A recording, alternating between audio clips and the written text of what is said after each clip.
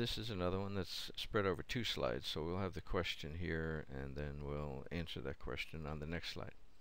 So last year you served 45,000 people and the per person average was $8.10.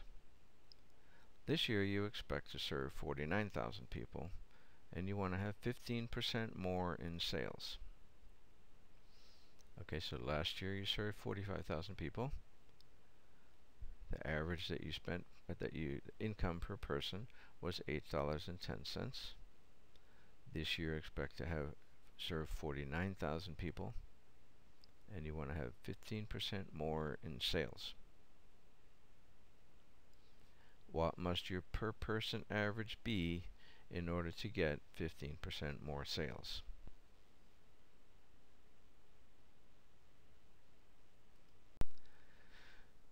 So if we want to sell more next year than we sold last year, or this year than we sold last year, we need to figure out how much did we sell last year. So we take our 45,000 people that we had, times the $8.10 that each one of us gave us.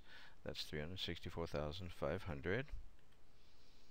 Take that times the 15% increase that we want. That would be 54,675 more, for a total of 419,175 is how much we need in sales next year. Divide that by the 49,000 customers that we've determined we're going to get. That's $8.55 that we need from each customer. So the $8.55 we need less the $8.10 we get, it means we need 45 cents more per person. How are we going to get that? Well, we could raise the prices. 15% is a lot to raise the price, though. We can redesign the menu so that the menu features the right-hand side of the menu, and the middle of the page would be the where your eyeballs, or the top of the page actually, the right-hand side, and the top of the page would be where your eyes go. So put the most expensive items there and make them look really good. So you'll sell more like that, and promote add-on sales like, would you like some coffee with that? Oh, how about some dessert? How about, would you like to upsize your drink and increase your income that way?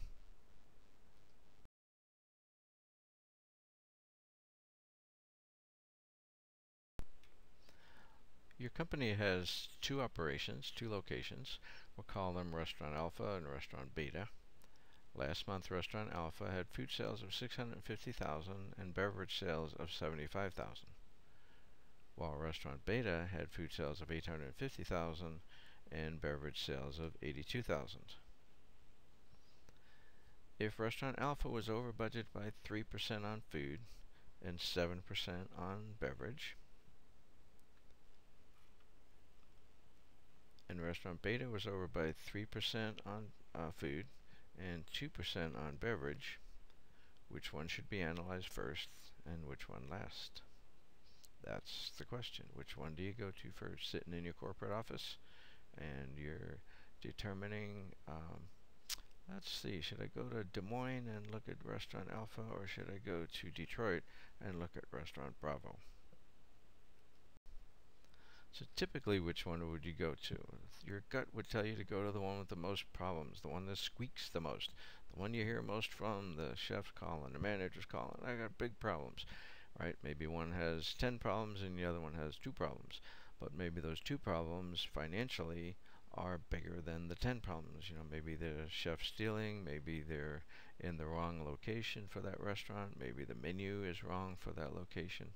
So we want you to go to the one that's going to have the most financial impact, because that's what keeps your restaurants alive, is the money. So you're going to go fix the money first. So Restaurant A has $650,000 in food sales and they're 3% over budget.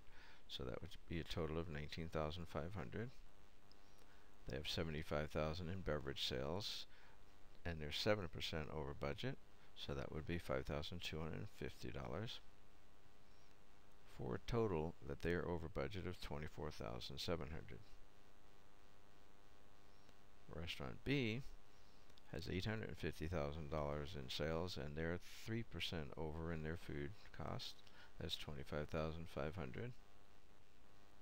They have $82,000 in beverage cost, so they are $1,640 over. What else would we notice? they have a lot more beverage sales, but only a little more. I'm sorry, they have a lot more food sales, but not that much more beverage sales. So we'd look at that also. But financially, they're $27,140 over budget. So which one are we going to go to first? We're going to fly to restaurant B.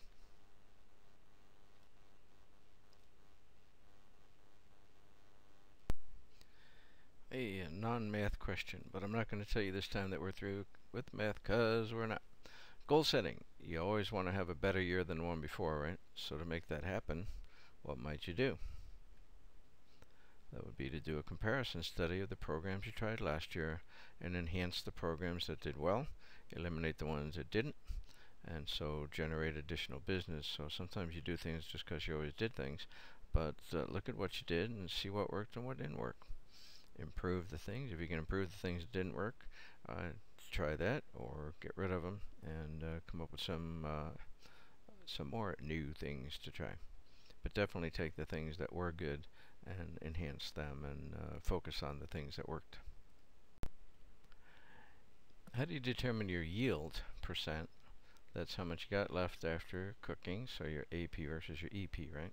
So how do you determine your yield? If the cooks say they started with 28 pounds 7 ounces, your AP, and they ended up after they cooked it and trimmed it and took the bone out or whatever they did to it, with 22 pounds 5 ounces.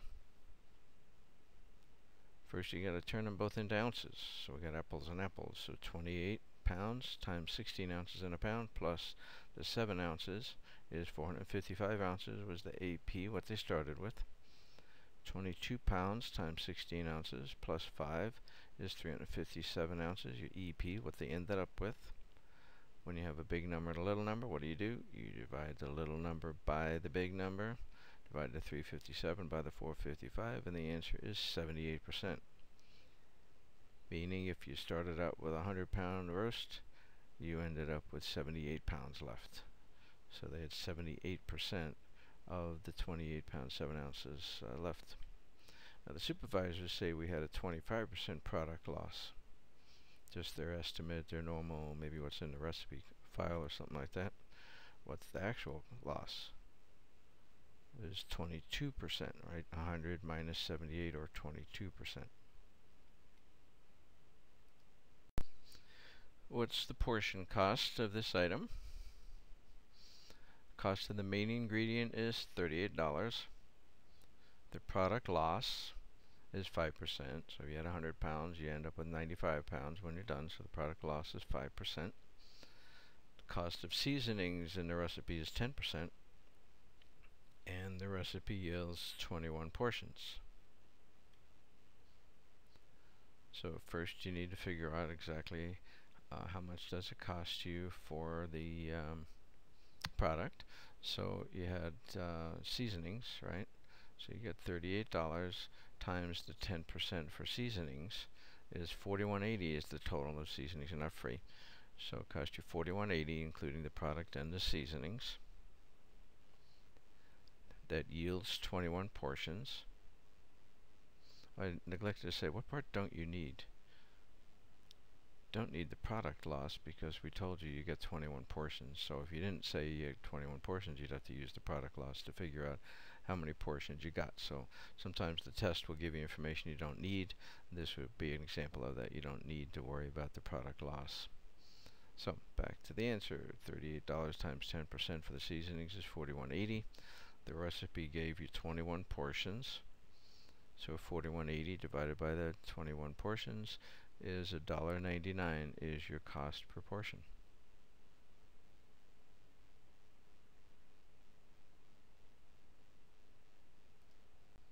Now this is another case where you don't need all the information you're given. The question is, what is the portion cost? If you sell an 8-ounce hamburger for $7 and you know your food cost is $2.50 and your yield on the hamburger meat is 83%, your food cost percent is what? Now we don't need the 83% yield because we told you it cost $2.50 and we told you you're selling it for $7. So that's the only two pieces of information you need, is what to sell it for and what it cost you to make it. So it's as simple as $2.50, the little number divided by the big number, $7, says that you have a 36% food costs. So out of the $7 that the people gave you, 36% of that is going for the food. Sales are estimated at $500,000. Non-food expenses are estimated at $150,000. You need $110,000 in profit to keep your life going outside of work. What do you need your food and beverage cost percent to be in order to clear the $110,000? Okay, so sales are $500,000. You're spending $150,000 on non-food expenses. You need $110,000 in profit. So how much can you spend on the food? Let's take your $500,000 sales minus the $150,000 non-food minus the $110,000 profit leaves you $240,000 for food and beverage costs. $240,000 divided by the $500,000 would give you a 48% food cost. I'm just teaching you the math. I'm not saying, well, food and beverage costs, so that might not be too bad. But either way, I'm not saying the 48% is good or bad. I'm just saying here's how you do the math. Okay, so again, the question is how much can you spend on the food? So if you take your $500,000 in sales and you subtracted your non-food expenses and you subtracted the profit you need, that leaves you all the rest you can spend on the food and beverage, and that would be $240,000. Take your little number divided by the big number, little number being the $240,000 that you're spending on food and beverage, divided by the $500,000 in sales, says you can spend 48% of that $500,000 on food and beverage. So let me explain the testing process to you and the certification levels. There are 3 tests: the MCFP, the CFP, which is the easiest 80 of the 150 questions on the MCFP, and the CFS, which is a totally different test and not much math on that one. So you can take the MCFP test though, and if you don't pass but at least get a 60, you'll get some certification. So if you get a 70 or higher on the MCFP test, you'll be an MCFP. If you get 60 to 65 to 69, you'll earn a certified food service professional. If you get 60 to 64 on the MCFP test, you'll earn a CFS. The reason being that they're so much harder for the MCFP, we just decided that we would do it that way. So if you get at least a 60 on the really hard test, we'll give you the CFS, so you'll earn the CFS. Or you can take the easier ones. But if you get any certification at all out of it, so in other words, score at least a 60, you're done and you have to pay again to take the test over. But if you get nothing, then you can take the MCFP, CFP, or the CFS test over at no charge. So the worst that's going to happen is you get nothing. You're really better off if you get 59 and you get to do it over again. So that's our offer to you, and but I encourage you to take the MCFP test. So that's it. We're done. Appreciate you taking the course. Good luck on the MCFP test, or if you choose to take one of the other 2, but I want you to take the MCFP. Any questions before you take the test, by all means, give me a call, send me an email, and let's get her done.